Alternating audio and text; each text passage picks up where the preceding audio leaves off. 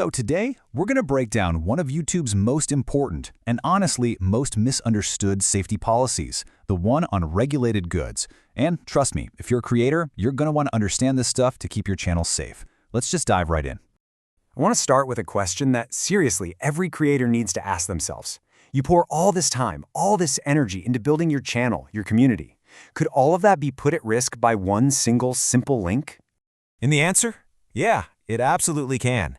But here's the good news. It is 100% preventable. So we're going to walk through this policy piece by piece so you know exactly what the rules are and you never have to worry about this happening to you. Okay, before we dive into the whole list of do's and don'ts, it's really helpful to get why this policy is even a thing in the first place. It all comes down to one core idea, really. And really, it's that simple. YouTube's main goal here is just to stop the platform from being used to cause real-world harm or to set up illegal deals. It's all about protecting the community from dangerous stuff, and this policy is a huge part of how they do that. All right, this is the part you really need to pay attention to.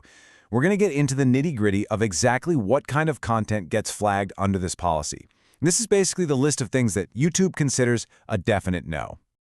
Now look, the official list is long, and trying to memorize every single thing is, well, it's just not practical. So to make it way easier to remember, we've broken it all down into 4 main categories. Okay, Category 1, stuff that is just straight up illegal. No gray area here.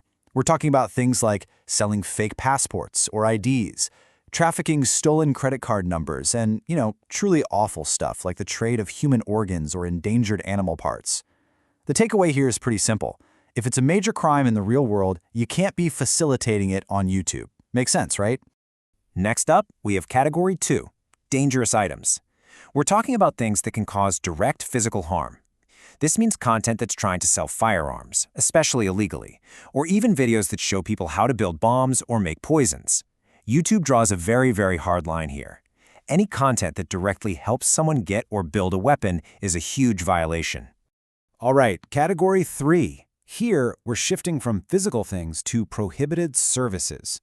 This covers promoting things like escort services or human smuggling, any kind of fraud like offering fake medical services or helping with academic cheating.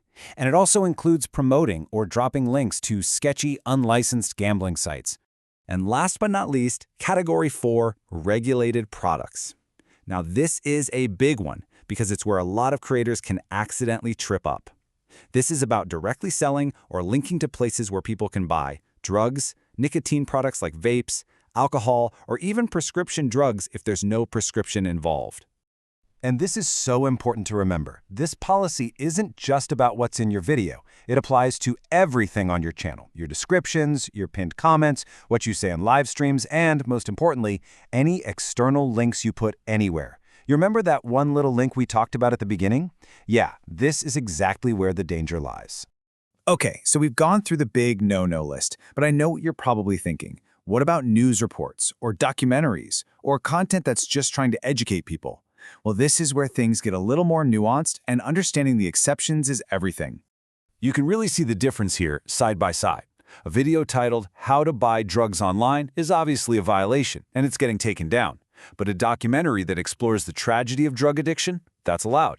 Instructions for making a bomb is a hard no, but a news report about weapons trafficking is fine. See the pattern? A direct link to buy vapes is a violation, but a video reviewing different vape brands will probably just get age restricted. So what does it all boil down to? One word: intent. When YouTube reviews content, they're looking at your primary purpose. Are you trying to help people get these things, or are you trying to provide context? They use this framework called EDSA, that's for educational, documentary, scientific, or artistic purpose. If your content clearly fits into one of those buckets, you're much more likely to be okay.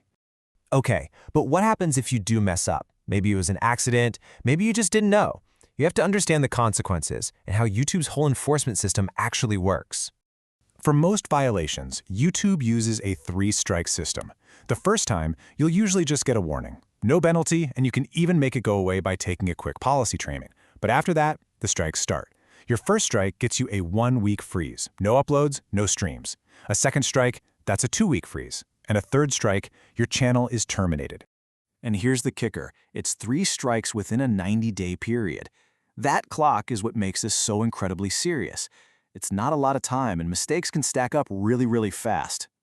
Now, I have to add a really important warning here. That strike system isn't always in play. For the most serious violations, especially anything that endangers a child, YouTube reserves the right to just terminate a channel on the spot. No warnings, no strikes, just gone. All right, to really nail this down, let's walk through a couple of quick scenarios.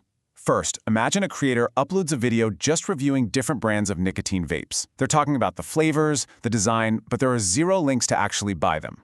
What do you think happens? So, what's the result? Well, because the content is about a regulated product, YouTube is almost certainly going to put an age restriction on it. That means you have to be logged in and over 18 to see it. The video stays up, but its audience gets limited. Crucially, though, no strike is given. Okay, now let's flip to the complete opposite end of the spectrum. A video gets uploaded with a title that is literally a guide on how to buy an illegal drug online. The intent here isn't a mystery. It's designed to help people commit a crime. Yeah, you can guess what happens here. The outcome is swift and it is severe. The video gets taken down immediately, and the channel gets a community guidelines strike. This is as clear-cut as it gets. It's a direct violation with zero gray area. And honestly, that brings us full circle, right back to the simplest rule of thumb you can use. Just keep this one sentence in your head. Before you hit publish, just ask yourself, does this video in any way help people buy illegal items or services? If the answer is yes, don't post it. So, at the end of the day, you as a creator have to ask yourself this one question. Is your content creating genuine value? Is it educational? Is it artistic? Is it newsworthy? Or is it creating a risk? A risk for your viewers and a risk for the channel you've worked so hard to build. Thinking about it like that is truly the best way to stay safe and keep creating.